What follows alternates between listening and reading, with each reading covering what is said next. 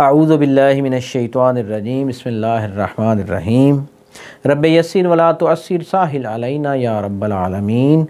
फ़िक़ही अहकाम की सिलसिलावार गुफ्तगू हमारी बहस तक़लीद के बारे में थी। आज हम एक अहम मसले की तरफ आपको लेके जाना चाहते हैं कि मुज्तहिद का फ़तवा क्या होता है और मुज्तहिद अगर किसी मसले में के एहतियात वाजिब, इसका मतलब क्या होता है। देखिए, मुज्तहिद अगर किसी मसले के बारे में फ़तवा दे तो जो तक़लीद कर रहा है उसके लिए ज़रूरी है कि वो इसी फ़तवे पर अमल करे। लेकिन अगर मुज्तहिद किसी मसले के बारे में एहतियात वाजिब कहे कि एहतियात वाजिब है कि ये किया जाए, यहाँ पे तक़लीद करने वाले को इख्तियार है। क्या इख्तियार है? कोई या तो इसी एहतियात पे अमल करे या इस मसले में किसी दूसरे फ़ल आलिम मुज्तहिद की तरफ रजू कर ले। इस मसले को हम एक मिसाल के ज़रिए वाज़े करते हैं।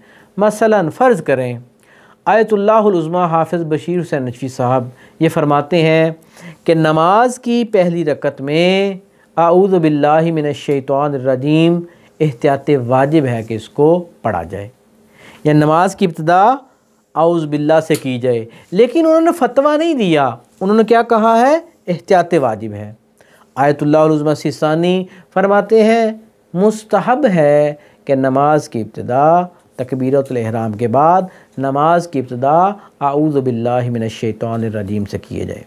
अब जो हाफ़िज़ बशीर साहब की तक़लीद करने वाले हैं वो या तो उसी एहतियात पे अमल करें और नमाज में अऊज़ु बिल्लाह पढ़ा करें। अगर वो इसी एहतियात पे अमल नहीं करना चाहते तो वो इस एहतियात से रजू करें आयतुल्लाहुल उज़्मा सिस्तानी की तरफ, कि जो कहते हैं, जो फरमाते हैं कि आऊज़ु बिल्लाह पढ़ना वाजिब नहीं है, ज़रूरी नहीं है, बल्कि मुस्तहब है। काफ़ी ऐसे मसाइल होते हैं कि जहाँ मुज्तहिद अपने मसले में एहतियात वाजिब लगाता है।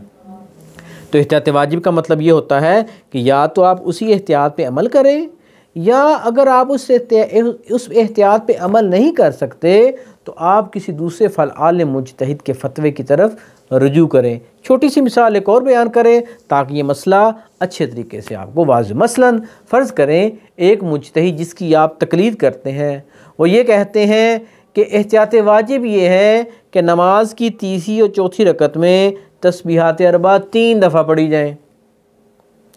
एहतियात वाजिब है, तस्बीहात अरबा 3 दफ़ा पढ़ी जाएँ।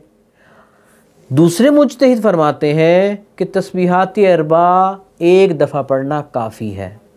अब जो बंदा उस मुज्तहिद की तक़लीद करता है जिनके नज़दीक एहतियात वाजिब की बिना पर 3 दफ़ा तस्बीहात अरबा पढ़नी है, वो या तो उसी अपने मुज्तहिद की एहतियात पे अमल करे और तस्बीहात अरबा 3 दफ़ा पढ़े, या वो क्या करे, इस एहतियात वाजिब से रजू कर ले दूसरे मुज्तहिद के फ़तवे की तरफ, कि जो कहते हैं कि 1 दफ़ा तस्बीहात अरबा पढ़ना काफ़ी है। उम्मीद है कि फ़तवा से किसी फ़तवे की तरफ नहीं जा सकते, एहतियात वाजिब से फ़तवे की तरफ जा सकते हैं। उम्मीद है कि ये मसला आपको बयान हो गया होगा। अल्हम्दुलिल्लाह हमारे तक़लीद के मसाइल मुकम्मल हो चुके हैं। इंशाअल्लाह हम अपनी अगली सिलसिलावार गुफ्तगू के लिए हाज़िर होंगे। वसल्लल्लाहु अला मुहम्मदिन व आलिहि अजमईन।